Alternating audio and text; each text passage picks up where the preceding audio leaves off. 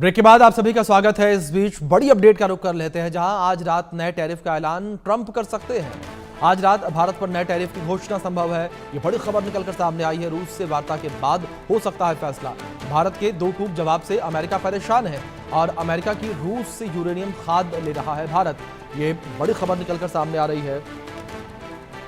तो ट्रंप आज भारत पर और ज्यादा टैरिफ का ऐलान कर सकते हैं। उन्होंने कल यानी कि मंगलवार को कहा था कि वो 24 घंटे में भारत पर भारी टैरिफ लगाने जा रहे हैं। हालांकि ट्रंप ने 30 जुलाई को भारत पर 25% टैरिफ का ऐलान किया था। उन्होंने कहा था कि भारत रूस के साथ व्यापार करके यूक्रेन के खिलाफ रूसी वॉर मशीन को ईंधन देने का काम कर रहा है। इस वजह से अमेरिका को सख्त कदम उठाने की जरूरत है। इससे एक दिन पहले ही उन्होंने कहा था कि भारत रूस से सस्ता तेल खरीदकर ओपन मार्केट में बेच रहा है। भारत को इस बात की कोई परवाह नहीं है कि रूस के हमले से यूक्रेन में कितने लोग मारे जा रहे हैं। इस वजह से मैं भारत पर टैरिफ में भारी इजाफा करूंगा। यूक्रेन युद्ध से पहले भारत रूस से सिर्फ 0.2% तेल इंपोर्ट करता था। मई 2023 तक ये बढ़कर 45% यानी कि 20 लाख बैरल प्रतिदिन हो गया। जबकि 2025 में जनवरी से जुलाई तक भारत हर दिन रूस से 17.8 लाख बैरल तेल खरीद रहा था। पिछले 2 साल से भारत हर साल 130 अरब डॉलर से ज्यादा का रूसी तेल खरीद रहा है। तो बड़ी खबर निकलकर सामने आ रही है। तो भारत जिस तरीके से रूस के साथ व्यापार कर रहा है, इसे देखकर अमेरिका को मिर्ची लग रही है। ट्रंप जो है वो नाखुश नजर आ रहे हैं। लेकिन बड़ी बात यहाँ पर यह है कि जो अमेरिका है वो भी रूस के साथ व्यापार कर रहा है।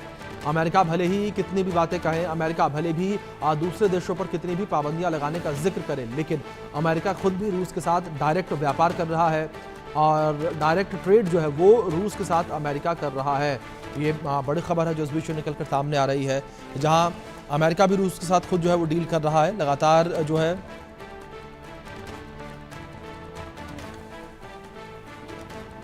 भारत रूस की दोस्ती से फिर से ट्रंप बौखला गए हैं। ये अपडेट आप तक और पहुंचा दें।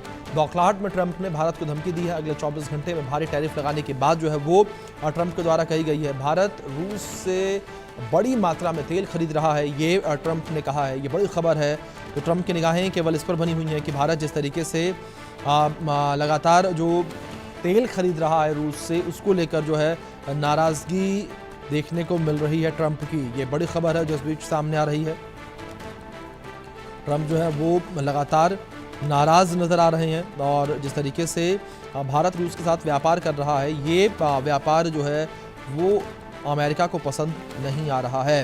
लेकिन इन सब के बीच अमेरिका भी लगातार जो है रूस के साथ व्यापार कर रहा है, कई समझौते कर रहा है और डायरेक्ट ट्रेड जो है वो कर रहा है। लेकिन इसके बावजूद भी अमेरिका का ध्यान अपने व्यापार पर नहीं है और अमेरिका का ध्यान जो है वो भारतीय व्यापार पर है। भारत को लगातार अमेरिका के द्वारा धमकी दी जा रही है। टैरिफ रेट बढ़ाने की धमकी जो है वो अमेरिका के द्वारा दी जा रही है। इससे पहले भी ट्रंप ने अमेरिका को धमकी दी थी और अब एक बार फिर से अमेरिका ने धमकी दी है और कहा है कि वो भारत के ऊपर टैरिफ जो है वो बढ़ा सकते हैं। तो ये बड़ी खबर है जो इस बीच निकलकर सामने आई है।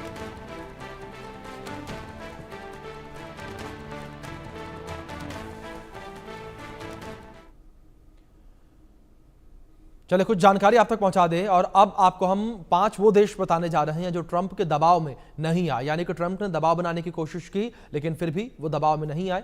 यानी कि वो देश जो अमेरिका के प्रेशर में नहीं झुके। इनमें सबसे पहला नाम भारत का है। इंडिया टुडे माफ कीजिएगा, इंडिया ट्रंप के दबाव में नहीं आने वाला है और ट्रंप ने भारत पर पहले 26% टैरिफ लगाने की घोषणा की थी। 4 महीने बाद इसमें सिर्फ 1% का अंतर आया और अब भारत पर 25% टैरिफ लागू है। भारत अमेरिका के अधिकारियों के बीच कई स्तर की बातचीत हुई है, लेकिन 31 जुलाई तक कोई भी समझौता नहीं हो पाया। अमेरिका और भारत के बीच डील ना होने पर ट्रंप ने नाराजगी जताई और कहा कि वो रूस से हथियार और तेल खरीदने की वजह से भारत पर पेनल्टी भी लगाएंगे। तो वहीं अमेरिका और चीन के बीच टैरिफ को लेकर सबसे ज्यादा घमासान मचा है। मई में अमेरिका ने चीन के ऊपर 145% तक का टैरिफ लगाया। इसके बाद चीन ने अमेरिका के ऊपर 125% का जवाबी टैरिफ लगा दिया। बाद में इसमें कमी आई और अभी अमेरिका ने चीन के ऊपर 30% का टैरिफ लगाया। तो वहीं चीन ने अमेरिका के ऊपर 10% का टैरिफ लगा रखा है। इसके अलावा ट्रंप ने ब्राजील पर 50% का टैरिफ लगा रखा है। हालांकि कुछ जरूरी चीजों को इस टैरिफ से बाहर रखा गया, जैसे कि विमान और उनके पार्ट्स, एल्यूमिनियम, लकड़ी, ऊर्जा उत्पाद और संतरे का जूस। इन पर सिर्फ 10% का पहले से तय टैरिफ ही लागू रहेगा। कनाडा पर भी अमेरिका ने 35% टैरिफ लगा रखा है। पहले यह टैरिफ 25% का था। ट्रंप ने कनाडा पर 10% टैरिफ इसलिए बढ़ा दिया क्योंकि पीएम मार्क कार्नी ने फिलिस्तीन को अलग देश बनाने का ऐलान किया और अमेरिका ने अप्रैल में दक्षिण अफ्रीका पर 30% टैरिफ लगाया था और 4 महीने के बाद भी यह बरकरार रहा। दोनों देशों के बीच टैरिफ को लेकर कोई डील नहीं हो पाई। तो लगातार ट्रंप के इस तरीके के बेतुके बयान कह सकते हैं देखने को मिलते हैं, या इस तरीके से उनके फैसले जो हैं वो देखने को मिलते हैं। अब बात करेंगे ट्रंप की धमकियों को लेकर।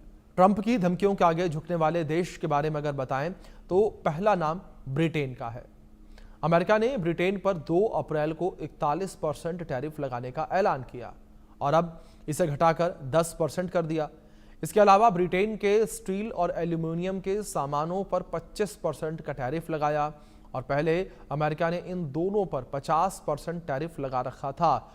दूसरा, ट्रंप ने जापान के सामानों पर 15% टैरिफ लगाने का ऐलान किया। इससे पहले जापान पर 25% टैरिफ लगाया गया था। तीसरा यूरोप है। यूरोप यूनियन पर 15% टैरिफ लगाया गया। ट्रंप ने यूरोप यूनियन पर 30% टैरिफ लगाने की धमकी दी थी। हालांकि स्टील, कॉपर और एल्यूमिनियम के सामानों पर रियायत नहीं मिलेगी और इन पर टैरिफ की दर 50% ही रहेगी। तो वहीं चौथा देश है साउथ कोरियाई। ट्रंप ने साउथ कोरिया के सामानों पर 15% टैरिफ लगाया और इससे पहले साउथ कोरिया पर 25% टैरिफ लगा था। और पांचवा इंडोनेशिया। अमेरिका ने इंडोनेशिया पर 19% टैरिफ लगाया। ट्रंप ने पहले इंडोनेशिया पर 32% टैरिफ लगाने की धमकी दी थी।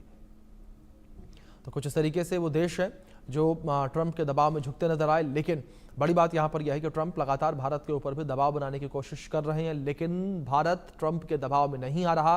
भारत ने साफ कर दिया कि भारत अपने फैसले लेने के लिए स्वतंत्र है और भारत जो है वो इस स्वतंत्र बाजार में अपने हिसाब से जो है खरीदार या लेनेदार चूज करने के लिए भी जो है वो बिल्कुल स्वतंत्र है। इसी विषय पर बातचीत करने के लिए 2 खास मेहमान हमारे साथ जुड़े हैं, उनका परिचय मैं आपसे करवा दूं। हमारे साथ रिटायर्ड ब्रिगेडियर संजय खन्ना जो जुड़े हैं डिफेंस एक्सपर्ट के तौर पर। मनन द्विवेदी जी हमारे साथ जुड़े हैं विदेश मामलों के जानकार के तौर पर। मनन जी, सबसे पहले मैं आपका रुख करूंगा और जो ये पूरी की पूरी थ्योरी इस वक्त नजर आ रही है, पूरी स्टोरी जो है नजर आ रही है, आप किस तरीके से देखते हैं इस सिनेरियो को, जिस तरीके से ट्रंप लगातार भारत के ऊपर दबाव बनाने की कोशिश कर रहे हैं। जाहिर तौर पर भारत जो है वो ट्रंप के दबाव में तो नहीं आने वाला, लेकिन बड़ी बात यहां पर यह है कि मनन जी कि अमेरिका का अगला कदम क्या होगा? जी, यहाँ पर मैं ये कहना चाहूंगा कि अमेरिकी राष्ट्रपति डोनाल्ड ट्रंप जो करंट हिस्ट्री है उसको बोल रहे हैं। अगर ये देखा जाए जिस प्रकार से मतलब 2016 में, 2019 में और 2022 में मोटेरा में बुलाया गया ट्रंप को। हमारे प्रधानमंत्री गए, शार्क टैंक में गए और उसके अलावा 2016 में मेडिसन स्क्वायर गार्डन में स्पीच दिया उन्होंने। तो उसके चलते भारत और अमेरिका के बीच में बड़े ही सौहार्दपूर्ण रिलेशनशिप डेवलप हो गई थी और ट्रंप और हमारे प्राइम मिनिस्टर नरेंद्र मोदी एक स्पेशल केमिस्ट्री और स्पेशल रिलेशनशिप शेयर करते हैं एक दूसरे से। पर कहीं ना कहीं मुझे लगता है कि साइकोलॉजिकल पर्सन इसकी स्टडी करें तो हम ये पाएंगे कि प्रेसिडेंट ट्रंप विम्सिकल और इडियोसिंक्रेटिक वे में बात कर रहे हैं। और सबसे बड़ी बात तो ये ओबामा भी कह चुके, जो बाइडेन भी कह चुके थे कि भारत और अमेरिका, इस पे ध्यान देने लायक बात है, स्पेशल रिलेशनशिप है। मतलब एक खास रिलेशनशिप है, खास समझौता है, खास कॉपरेशन है भारत और अमेरिका के बीच में। और इससे पहले भी राष्ट्रपति अमेरिका के कह चुके हैं कि ये हम दोनों कंट्रीज डेमोक्रेसीज हैं और ह्यूमन राइट्स के प्रोटेक्टर हैं और भी बहुत सारी बातें हैं, जैसे कि संविधानवाद दोनों राष्ट्रों में है और रूल ऑफ लॉ को फॉलो करते हैं और फ्रीडम ऑफ नेविगेशन क्वाड और एशिया पैसिफिक के संदर्भ में फॉलो करते हैं।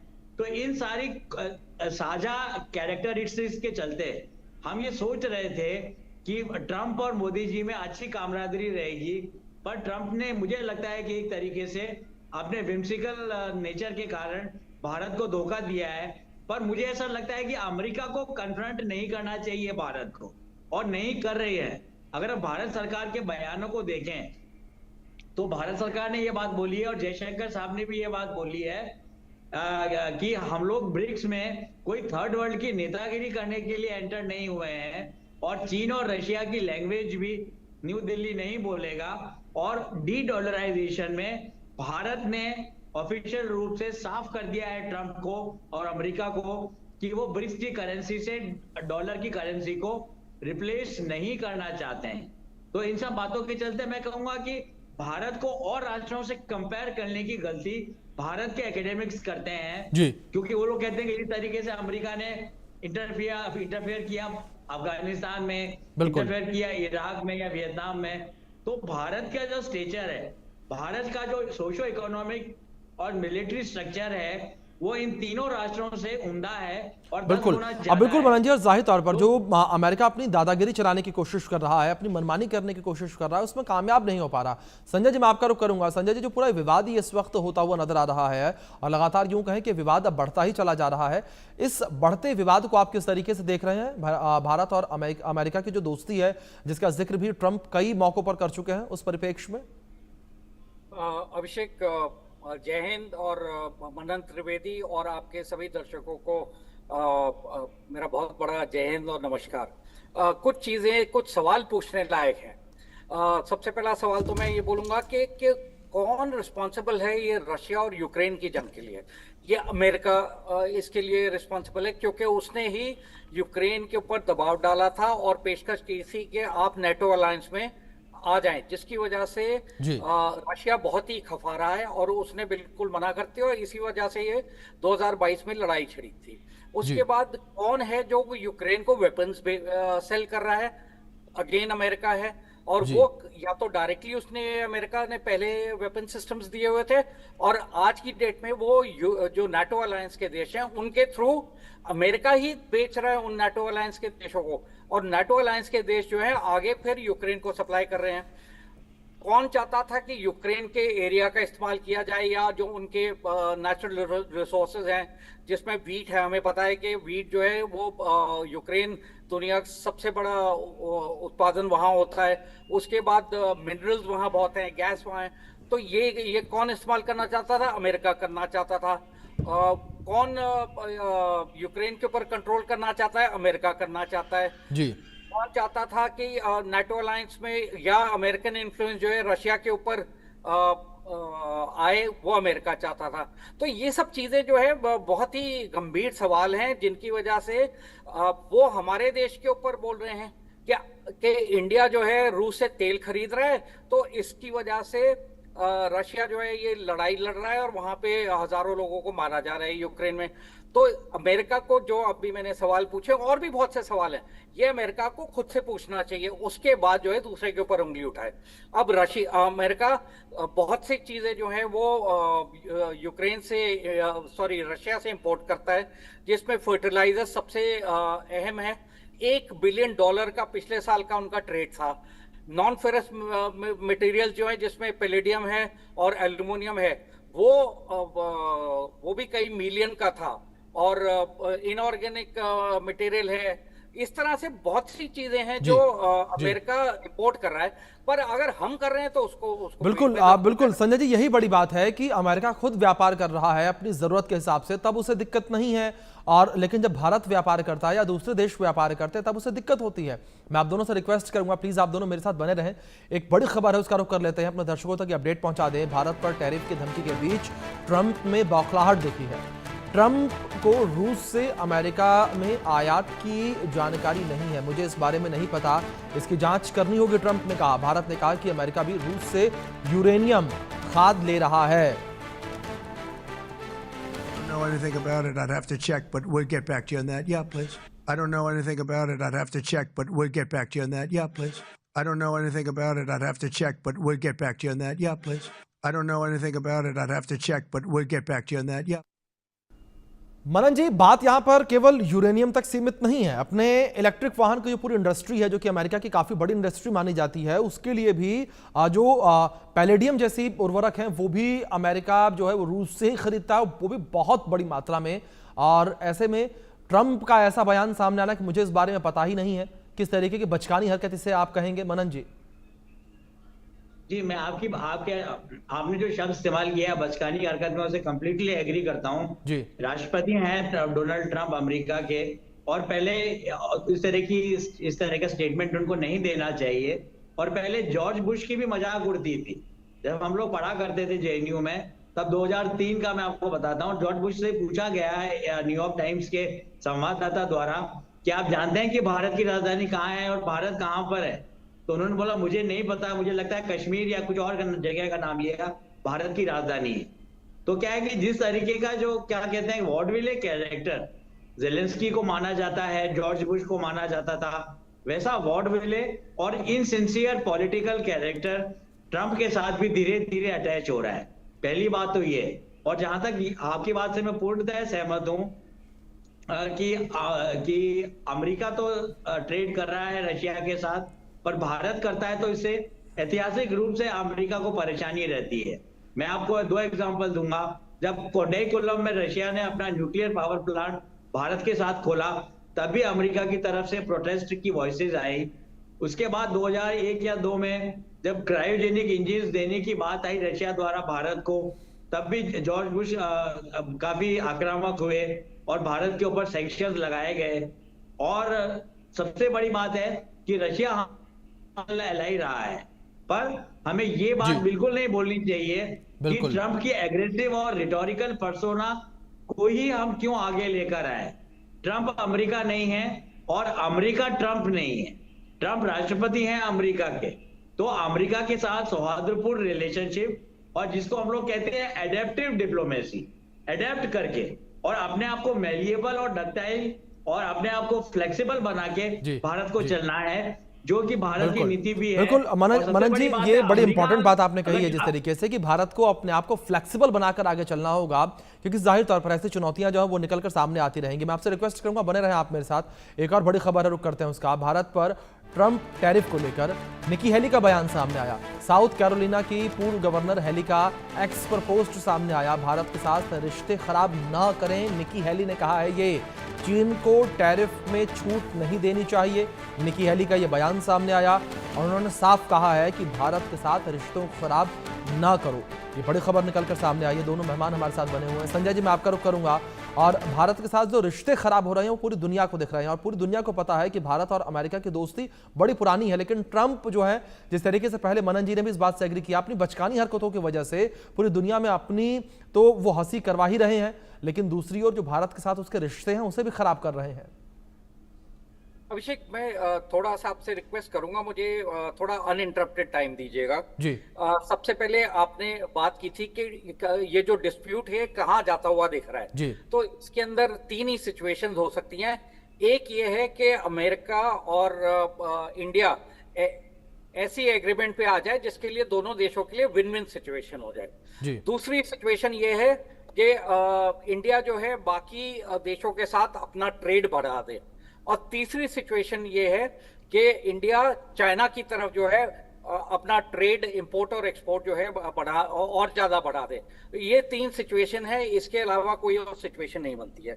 उसके बाद हमने बात की थी, अभी हम ये चाइल्ड लाइक बचकानी हरकतें जो ट्रंप साहब कर रहे हैं, देखिए इसके अंदर सबसे पहले तो मैं बोलूंगा कि इनको है बिजनेसमैन, हम हमेशा बोलते हैं कि ये बिजनेसमैन है और बाद में राष्ट्रपति हैं, पर ये जो इनको मैं बोलूंगा बिजनेस या ट्रेडिंग सेंस बिल्कुल भी नहीं है। और जो ये काम कर रहे हैं कि पूरी विश्व में अलग अलग देशों को धमकी देके टैरिफ्स बढ़ाते जा रहे हैं, ये आगे चल के बहुत ज्यादा अमेरिका की अर्थव्यवस्था को खराब करेगा, क्योंकि ये जितने टैरिफ लगा रहे हैं उसकी पेमेंट जो है उनकी जनता ही करेगी, क्योंकि रेट्स बढ़ के जो है सामान आएगा दूसरे देशों से, तो अमेरिकन जनता को उसी सामान के लिए ज्यादा पैसा करना पड़ेगा।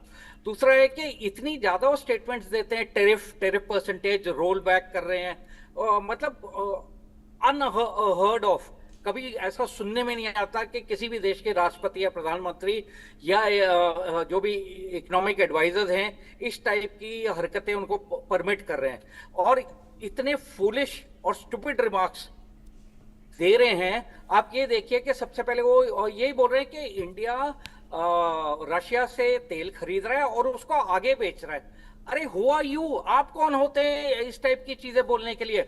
अगर हम कर भी रहे, मैं एक तरफ से बोलता हूँ कि चलिए हम रशिया से खरीद के आगे उसको और मुनाफे में हम दूसरे देश को बेच रहे हैं, आपको क्या तकलीफ है? ट्रंप साहब आपको क्या तकलीफ है? आपके पेट में क्यों दर्द हो रहा है? हमारा हिंदुस्तान का पैसा है, हमने तेल मंगवाया, हम चाहे खुद के लिए इस्तेमाल करें कहीं पे भी इस्तेमाल करें। अगला पॉइंट है कि इंडिया और रशिया को बोलते हैं डेड इकोनॉमीज। ट्रंप साहब को पता नहीं है कि हमारी इकोनॉमी जो है वर्ल्ड फास्टेस्ट ग्रोइंग इकोनॉमी, पता है उनको, फिर भी ये स्टेटमेंट बोलते हैं। अभी जैसे आप थोड़ी देर पहले अभिषेक बता रहे थे कि जब उनको इंडिया हमारे यहाँ से स्टेटमेंट गई है कि भाई आप खुद ही फर्टिलाइजर्स और नॉन फेरस मटेरियल्स और इनऑर्गेनिक केमिकल जो है आप रशिया से इंपोर्ट कर रहे हैं जी, तो वो इस चीज के लिए बोलते हैं कि मुझे पता नहीं है और मुझे ये चीज चेक करके मैं आपके पास आऊंगा। कुछ बेसिक इश्यूज इसके अंदर और हैं। एक, उनको तकलीफ है कि इंडिया वर्ल्ड की फास्टेस्ट ग्रोइंग इकोनॉमी बन रही है। दूसरा है मोदी साहब जो हैं उन्होंने उन्होंने बड़ा क्लियर कट संदेश दिया हुआ था जब ये ट्रेड टॉक्स चल रही थी कि इंडिया का इंटरेस्ट सबसे पहले देखा जाएगा, और वही देखते हुए ये 6 महीने से जो है ट्रेड टॉक चल रही है और अभी तक इम्पास बना हुआ है। अगर अमेरिका और प्रेसिडेंट ट्रम्प बोलते हैं कि अमेरिका फर्स्ट या to make America great nation again, तो हमारे साथ भी वही है। उनको ये चीज समझ में नहीं आती है। वो चाहते हैं कि हमारी जो एग्रीकल्चर इंडस्ट्री और डेयरी इंडस्ट्री है उसके अंदर वो एंटर करना चाहते हैं और जेनेटिकली मॉडिफाइड जो है वो सीड्स हमें प्रोवाइड करना चाहते हैं। ये चीजें हमारे देश के लिए ठीक नहीं है, तो हम क्यों एक्सेप्ट करें? अगला है ईगो बहुत बड़ा उनका, उनको ना सुनने की आदत नहीं है। जो देश उनकी, आप देखिए पाकिस्तान को सिर्फ 19% जो है उन्होंने टैरिफ इंपोज किया है। क्यों? क्योंकि पाकिस्तान उनका गुलाम है, हर चीज उनकी बात मानता है। हमारे ऑलरेडी 25% इंपोज करके बोलते हैं मैं और एडिशनल टैक्स करूंगा, और उसके बाद अगर इंडिया तब भी ऑयल इंपोर्ट रशिया से नहीं रोकता है तो मैं और एडिशनल टैरिफ लगा दूंगा। तो ये कहाँ की समझ है और क्या स्टेट्समैनशिप है? मेरे को बिल्कुल ही अजीब लगता है इनके ऊपर। मैं सच बोलूं, पूरी दुनिया हंस रही है जी, हम लोग तो हंसते ही हंसते हैं, पूरी दुनिया इनके ऊपर हंस रही है। तो ये इनका बहुत बुरा। हाँ, इनको एक और तकलीफ हो गई जब F-35 हमें इन्होंने बोला था कि जी आप हमसे खरीद लो, हमने मना कर दिया। अगर हमें ट्रांसफर ऑफ टेक्नोलॉजी नहीं देंगे, हम अपने देश में उस चीज को प्रोडक्शन नहीं कर सकते हैं, तो हम अपने वेपन सिस्टम्स के लिए हमेशा आपके जी हजूरी करते रहेंगे। यूक्रेन में देखिए क्या किया है उन्होंने, बीच में रोक लगा दी थी कि जी मैं कोई वेपन सिस्टम नहीं प्रोवाइड करूंगा। उस टाइम यूक्रेनियन प्रेसिडेंट बिल्कुल हताश हो गए थे, उनको ये था मैं आगे ये जंग कैसे लड़ूंगा। तो इस टाइप की सिचुएशन जो है बहुत ही गलत ट्रंप साहब ने पूरी दुनिया में की हुई है और हमारे साथ तो स्पेशली। जी जी अभिषेक जी, बिल्कुल जाहिर तौर पर संजय जी जिस तरीके से आपने जिक्र किया मनन जी, लेकिन दूसरी ओर जिस तरीके से लगातार ये पूरा सिनेरियो हमें दिखता हुआ नजर आ रहा है और जो व्यापार अमेरिका कर रहा है, क्या आपको लगता है जिस तरीके से ट्रंप ने बयान दिया आकर के उन्हें पता नहीं, वो इसके बारे में जांच करवाएंगे, तो क्या वो अब व्यापार बंद कर देंगे रूस के साथ? इस पर मैं आपसे जवाब लूंगा मनन जी, लेकिन इस बीच एक बड़ी खबर भी है, उसका रुख कर लेते हैं। जहां भारत अमेरिका में तनाव के बीच रूस पहुंचे हैं डोभाल। रूस के मॉस्को पहुंचे एनएसए अजीत डोभाल। भारत और रूस संबंधों को मजबूत करना मकसद है, ये बड़ी खबर निकलकर सामने आ रही। लगातार विवाद की स्थिति के बीच अजीत डोभाल का रूस पहुंचना एक बड़ा संदेश ही अमेरिका के लिए भी माना जा सकता है। हमारे मेहमान लगातार बने हुए, मनन जी का रुख करेंगे सीधे। मनन जी, जिस तरीके से मैंने आपसे सवाल किया था कि जाहिर तौर पर हर किसी को पता है कि अमेरिका जो है वो अपना व्यापार जो है बंद नहीं करेगा, क्योंकि कोई भी देश सबसे पहले अपना हित और अपने जो देश के लोग हैं उनका हित देखता है। देखिए, मैं कहूंगा कि जो मल्टीलैटरलिज्म की जी, और उससे भी आगे बढ़ के रिफॉर्म्ड मल्टीलैटरलिज्म की जो अवधारणा है, वो सारे थर्ड वर्ल्ड कंट्रीज और डेवलपिंग कंट्रीज और यहाँ तक कि डेवलप्ड कंट्रीज भी फॉलो करते हैं। तो जो ट्रम्प साहब जो आप लोगों ने जो टर्म इजाद किया है, जी, जी, टैरिफ गिरी, जो टैरिफ गिरी वो ये कर रहे हैं, वो बिल्कुल कलेक्टिव सिक्योरिटी, वर्ल्ड पीस और एक तरीके से रिजीम एक शब्द होता है इंटरनेशनल रिलेशंस में, regime of climate change negotiation होता है, रिजीम ऑफ डिसआर्मामेंट होता है, निशस्त्रीकरण का होता है, रिजीम ऑफ ह्यूमन राइट्स होता है। ये सारी जो वैश्विक जिम्मेदारियां हैं, ग्लोबल कॉमन्स पे तो बात करते ही हैं लोग राष्ट्र, पर राष्ट्रों को ये भी देखना पड़ता है कि ग्लोबल जिम्मेदारियां क्या है। तो ये सारी जो पीस और फ्रीडम ऑफ नेविगेशन वगैरह जो सिद्धांत हैं वो पूरी तरीके से अमेरिका से आए हैं, प्रेसिडेंट वुडरो विल्सन के टाइम से। उसके अगेंस्ट प्रेसिडेंट डोनाल्ड ट्रंप जा रहे हैं। और दूसरी बात मैं ये कहना चाहूंगा कि प्रेसिडेंट डोनाल्ड ट्रंप एक नई तरह की नीति अपनाना चाह रहे हैं डिप्लोमेसी में और विदेश नीति में, जिसको हम कह सकते हैं आइसोलेशनिज्म। मतलब कि अमेरिका को अगर हम माउंट सिनाई की तरह एक किले की तरह देखें तो बिल्कुल, मतलब मनन जिस तरीके से आप जिक्र कर रहे हैं ये माना जाए कि एक दबाव की नीति जो है वो ट्रंप साहब अपनाने की कोशिश कर रहे हैं और एक कोशिश कर रहे हैं उनके दबाव में दूसरे देश आएंगे और उनके हिसाब से फैसले लेंगे। फिलहाल आप दोनों मेहमानों का बहुत शुक्रिया जुड़ने के लिए, अपना कीमती वक्त इंडिया न्यूज को देने के लिए। वक्त छोटे से ब्रेक का, बने रहें इंडिया न्यूज के साथ।